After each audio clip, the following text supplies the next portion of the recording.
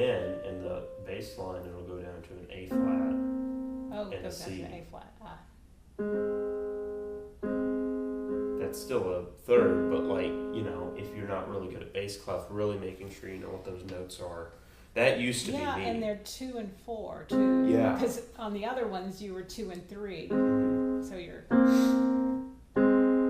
And that's like, now having looked back on this after understanding what Ruby meant to me by saying really focus on where your fingers are going and what they're doing before you even play on the keyboard. That's like really helped me at least understand the music better. And I think I'm a proponent of, I think if you understand the music, you can play it much better. And it's like, it's so hard because the same thing happens with my saxophone. Like, I'll sit down and just want to play my repertoire, but no. You have to need practice to warm up. the stuff, yeah. You have to practice your long tones, you Right. have to practice your scales, you have to practice your articulation. I You know. have to work on all those fundamentals before you can even begin to play the rap. It's as with anything. The people who do it just without thinking, they make it look easy. Yeah. But you don't see those steps that lead up to it, Yeah. which is the fundamentals And with I anything. really think figuring out what the notes are will be helpful. And I think that'll be really helpful for you, just kind of based on what we've already talked about in class.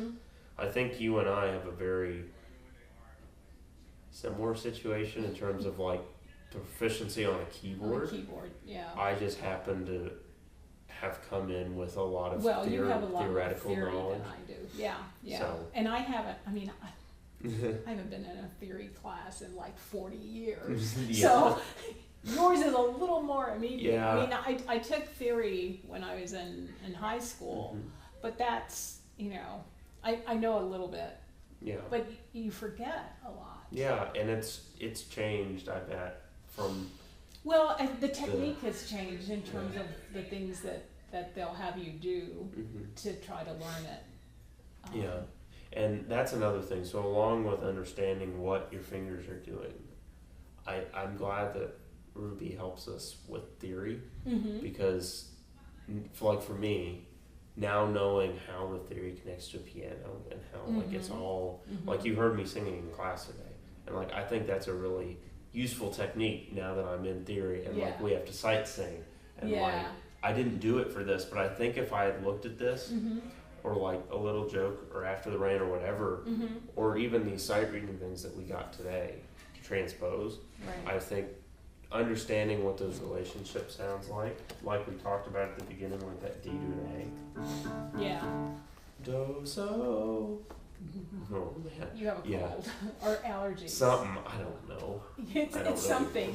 Yeah, it's either, well, I heard that there's a lot of cedar in the air today, so.